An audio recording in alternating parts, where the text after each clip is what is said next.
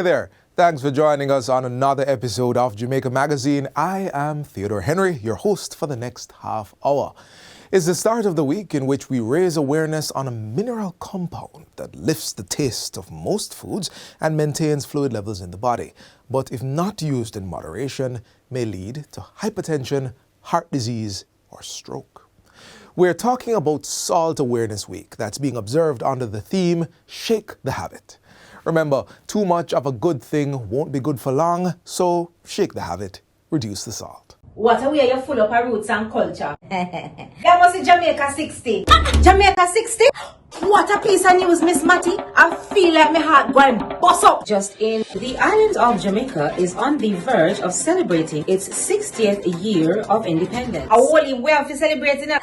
They say the people them come here, you know. But you see, when our people decide, say the other people them free paper, burn up, them say if it's war, start it, whatever. We all collect medal, panta fight, you know. Medal. Amount of tongue we give them, you know. The celebrations are slated to begin on January 1st, 2022. Organized by the Ministry of Culture, Gender, Entertainment and Sport. We have more in this report. I am on site and planning activities are ablaze. Persons are advised to download the Reggae Jamaica app to know what it pre. Activities for the Jamaica 60 celebration. Yeah. I download the app to get the updates then.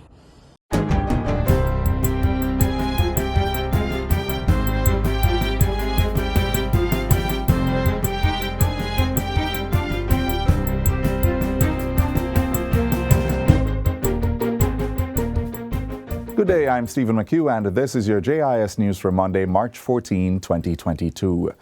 Approximately 200 micro and small enterprises in 8 marginalized communities are set to benefit from grant support totaling $50 million. The grants will be provided under government's Integrated Community Development Project, Phase 2, which is being implemented by the Jamaica Social Investment Fund, JSIF. It was formally launched during a ceremony at the Jamaica Pegasus Hotel last Thursday. It will directly benefit 53,234 residents in August Town, Denham Town, and Greenwich Town in Kingston and St. Andrew, Treadlight in Clarendon, and Anchovy, Mount Salem, Norwood, and Salt Spring in St. James. Minister of Industry, Investment and Commerce, Senator Aubin Hill, says the initiative will pave the way for small businesses to ramp up their activities and productivity. Enterprise will replace unemployment and, as research indicates, the level of criminal activity will be reduced as increasing numbers of residents become more gainfully employed.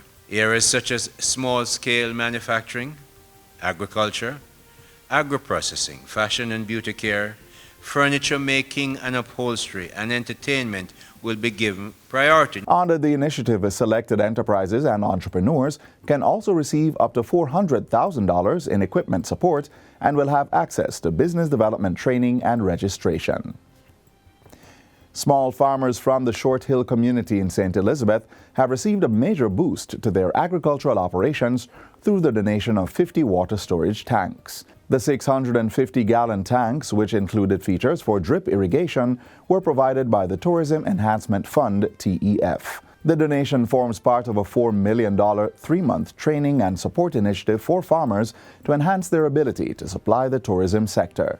Tourism Minister Edmund Bartlett says the demand that tourists bring for food is huge, and the agriculture sector can help to supply that demand. We are excited about the prospects of Jamaica now, taking a new leaf of life on the matter of supplying against the demand for tourism, particularly in agriculture. Executive Director of the TEF, Dr. Carey Wallace, says the entity understands the need to strengthen the tourism-agriculture link. It's great and heartwarming to see that connection and that link being made and the gaps being filled between tourism and agriculture. We had come down initially to do training for the farmers to get them to be able to produce and supply the tourism sector.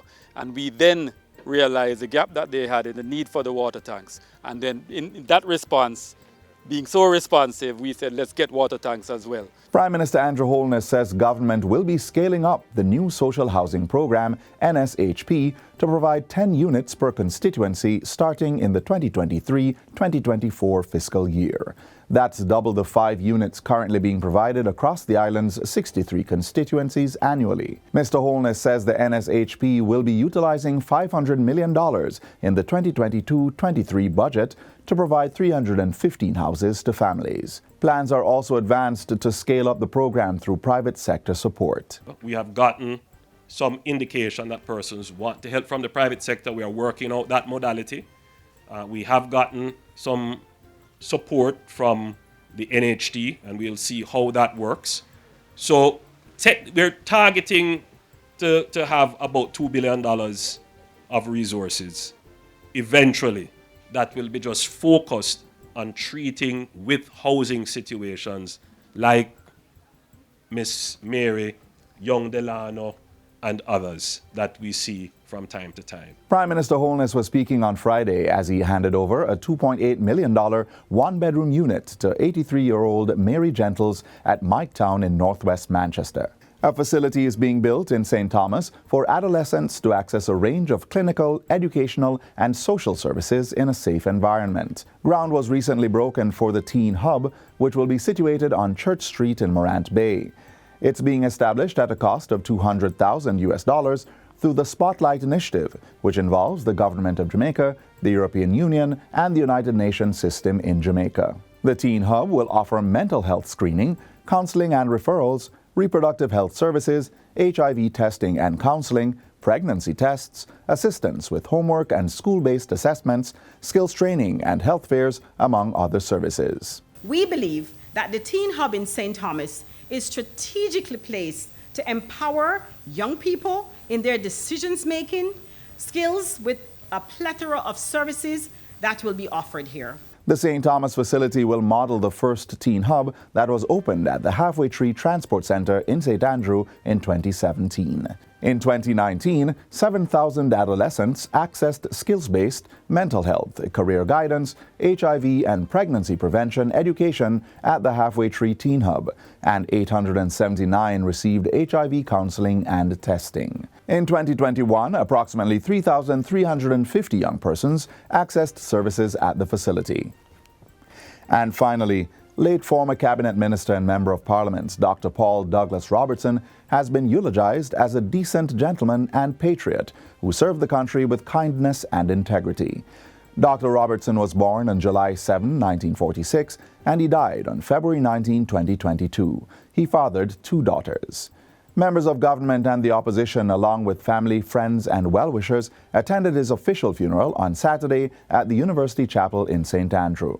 Leading the tributes was former Prime Minister P.J. Patterson, who remarked that Dr. Robertson regarded service to the country as the highest expression of responsible citizenship. Paul Robertson is a captain's dream.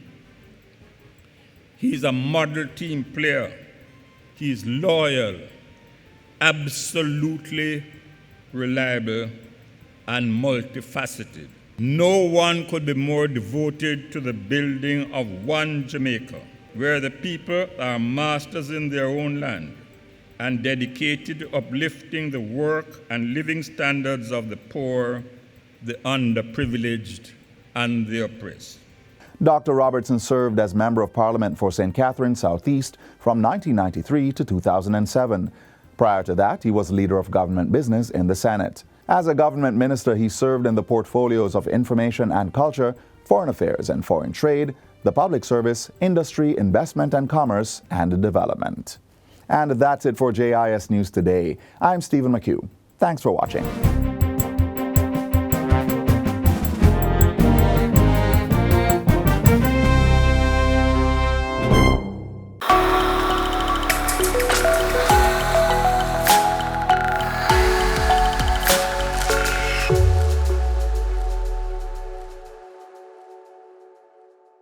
Providing an enabling economic environment for businesses to thrive, expanding the road network to increase financial pursuits, all while championing development through infrastructural improvement. These are but a few of the preoccupations of the Ministry of Economic Growth and Job Creation. Find out the ministry's plans for the upcoming budgetary year next.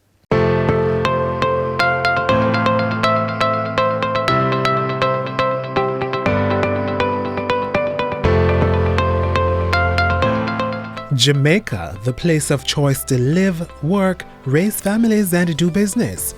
That's the impetus behind the Vision 2030 National Development Plan.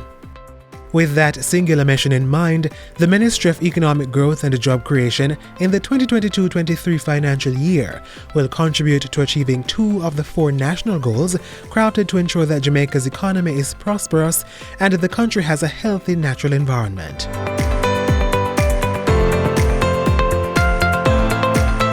$9.39 billion has been set aside to oversee the day-to-day operations of the ministry, with $462 million coming from its projected earnings. The lion's share of the budget, or $4.8 billion, will go towards infrastructure and physical development as well as land. The maintenance of secondary roads is getting $4 billion. We listen to the call and the cries of people. Plus, I made it clear before that any community can make representation to this member of parliament. Not only do I entertain requests from members of parliament, I made it clear all along that any community can write to this member, get a petition for your community and advisement is sufficient. We'll see what best we can do. $1.1 billion will support the state's development of land and spatial infrastructure, to include $519 million for the management of housing infrastructure. Government Social Housing Program, which is administered by the HOPE program, has been given a $555 million injection.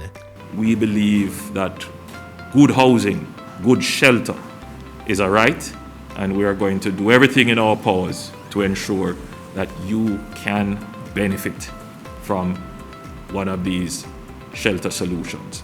The conservation, protection and management of the island's natural resources, as well as climate change adaptation and mitigation, will be covered by a $542.4 million allocation. The climate is not going to change in the future. It has changed already. It will continue to change, and the rate of change is indeed concerning. So there's a lot of work to be done. $208 million will be spent on pre-planning activities for 4 major projects: the Port Royal Master Plan, Government Oval, the Houses of Parliament, and the Portmore Town Centre Park. The ministry will also be spending $89 million on the payment of membership fees and contributions to regional and international organizations. With financing from the Consolidated Fund and multilateral partner agencies, the Ministry of Economic Growth and Job Creation will be overseeing the implementation of projects worth $29.76 billion. Chief among them is the $20.7 billion Southern Coastal Highway Improvement Project. This includes the roadways between Mapen and Williamsfield in central Jamaica and Harbourview to Port Antonio in the east. The government-funded Montego Bay Perimeter Road project will be bolstered by $4.9 billion. Also in Montego Bay, the Waterfront Protection Project will get $322 million. The state will expand the Electronic Land Titling Project with $900 million and continue its execution of initiatives to conserve biodiversity while integrating water, land, and ecosystems management. Longtime international partners have also pledged funding to carry out economic growth and environmental protection projects. In the 2022-2023 fiscal year, the Ministry of Economic Growth and Job Creation will continue to execute growth-inducing initiatives while preserving Jamaica's environment.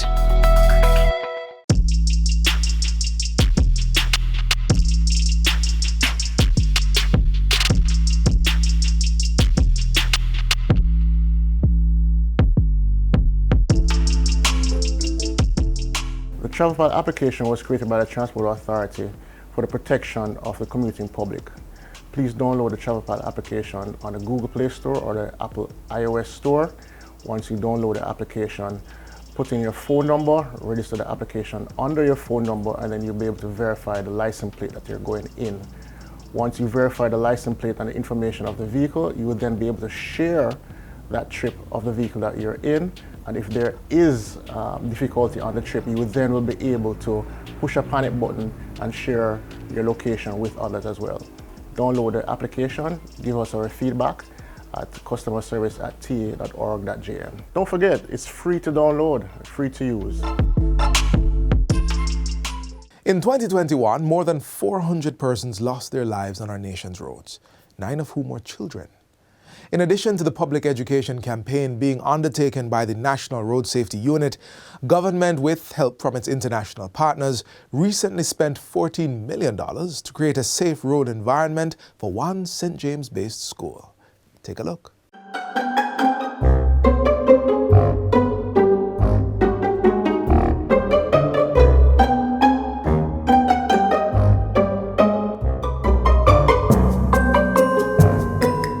Safe Passage Project is an intervention to support the safe commute of children to and from school using specific roadways and thoroughfares.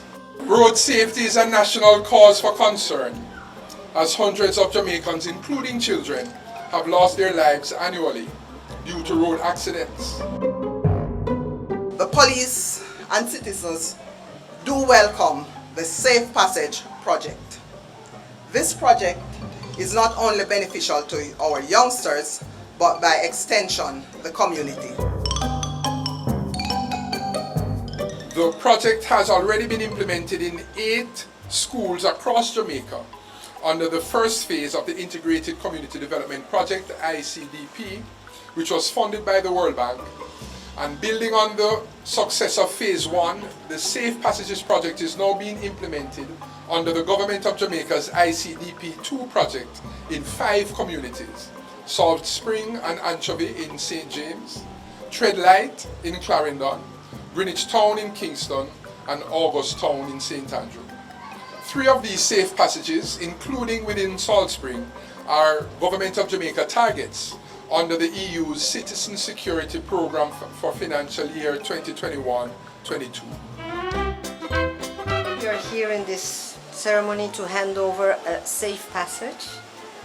And let me tell you that indeed when we help the government to implement the Citizen Security Plan to make sure that children can go from the 2 places in their life which should be, where they should be safest, between home and school, one cannot say that that is not contributing to citizen security and to their well-being.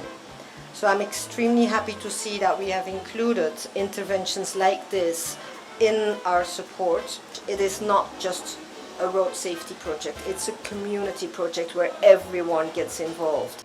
The project does not stop with the infrastructure. It also includes a comprehensive public education and road safety program targeting staff and students, residents, transport providers, and other road users by educating them on proper road usage.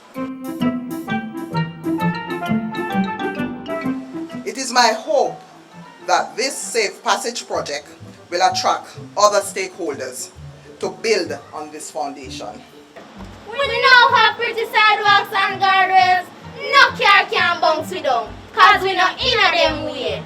And we safe passage, we get with safe passage.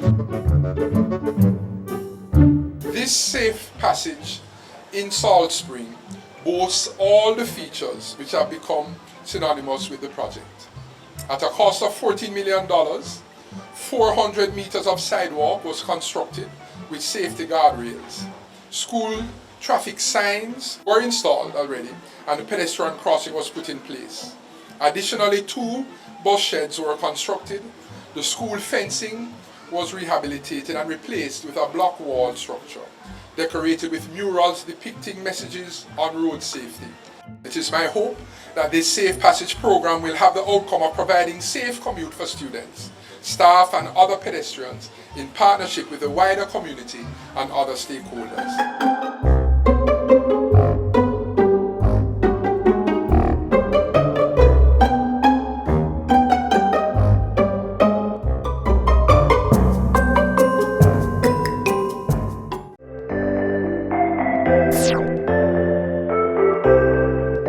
Getting the first dose is not an excuse not to wear the mask, not to social distance or physical distance, not to sanitize.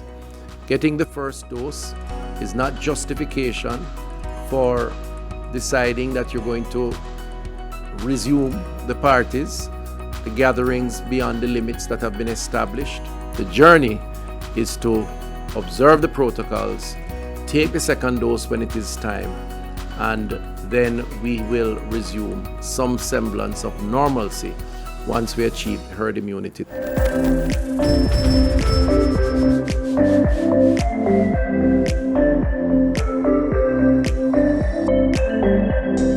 The Ministry of National Security and the United States Embassy in Kingston have opened a $6.7 million child-friendly facility for victims of trafficking and other serious crimes. It's based at the Falmouth Police Station in Trelawney. The facility complements the state's work through the National Task Force Against Trafficking in Persons. Hear more next.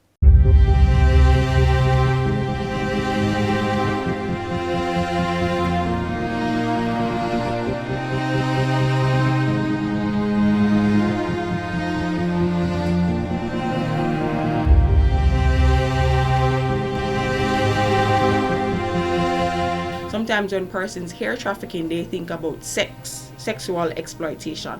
But it's much broader than that. It also involves persons being forced into labor, marriages, begging, and domestic servitude, among other acts. Human trafficking can affect anyone, regardless of gender or socioeconomic background. Any boy or girl, woman or man can be a victim of human trafficking. Manager of the Trafficking in Persons Secretariat, Shanae Russell Robertson, says in Jamaica, the two common forms of trafficking are forced labor and sex trafficking, with children being the primary victims.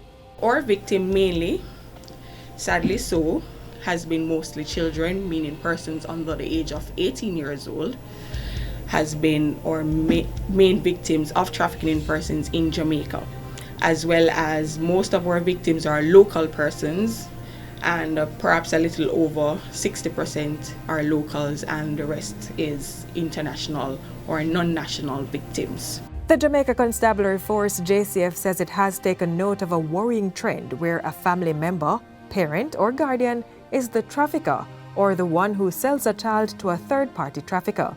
The crime, known as familial trafficking, involves primarily maternal figures, and based on evidence, most local cases of this type of human trafficking involve sexual exploitation. Last year, there were 8 victims identified within Jamaica. And worthy of note is that these 8 victims were all children.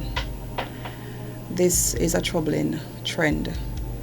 Since the start of 2021, we have identified 5 victims, all children, all girls. This is a troubling trend.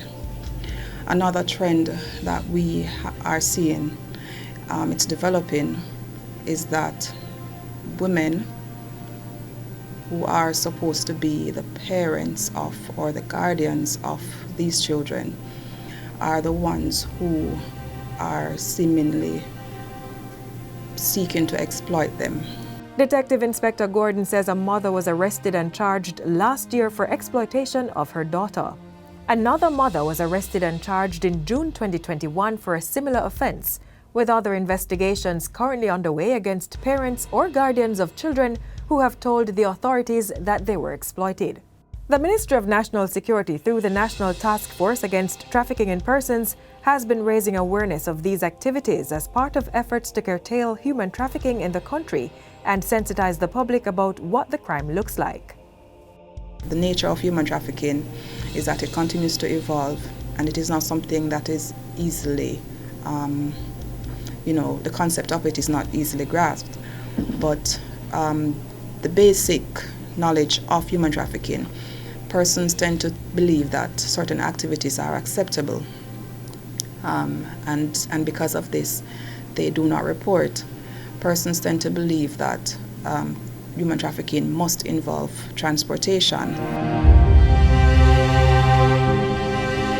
The Ministry of National Security has been seeing success in its fight against human trafficking. Ms. Russell Robinson says over 100 victims have been rescued since 2010.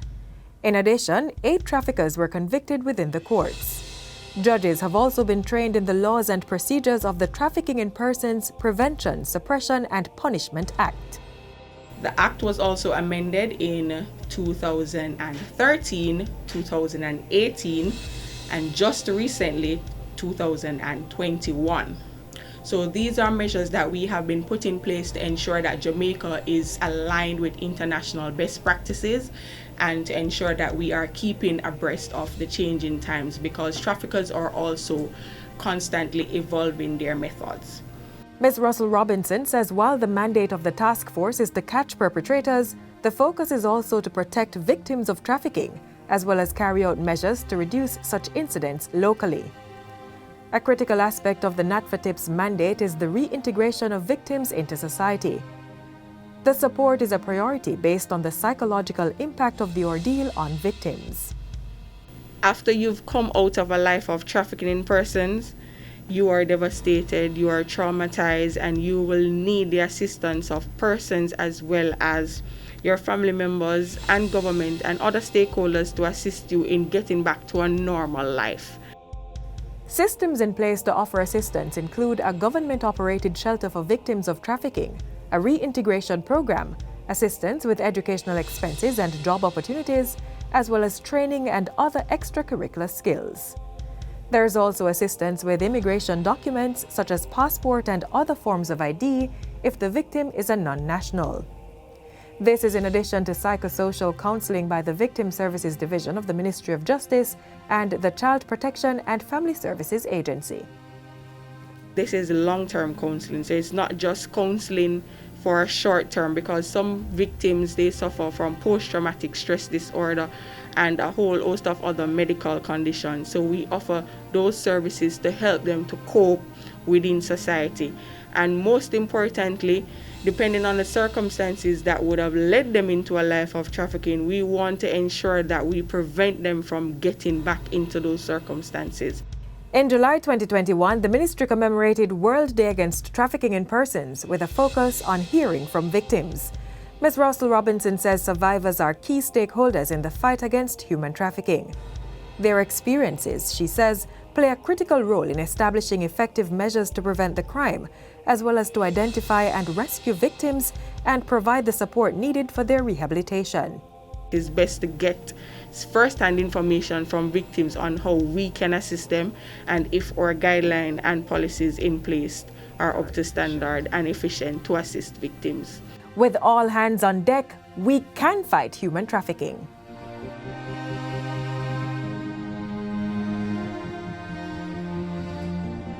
Please do your due diligence. Always exercise care and caution when you're conducting your business. Be wise, open your eyes, spot them, stop them, and report them. If you suspect or know that someone is being trafficked, or if you are a victim of human trafficking, call the nearest police station or the police emergency numbers 311, 811, or 119 and make a report.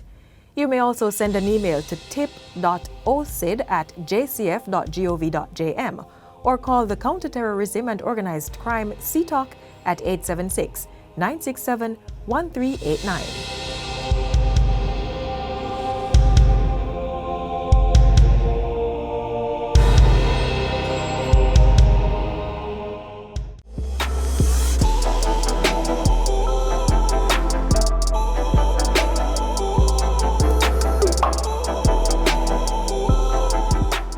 And that's all the time we have left on this station, but be sure to join us tomorrow for more of the positive happenings taking place in Jamaica, land we love. Missed past episodes? Then you can watch at your leisure on our YouTube channel. We're also available on all the major social media platforms, as well as our mobile app that's smartphone compatible. On behalf of the entire team here at the JIS, I'm Theodore Henry. Thanks for watching.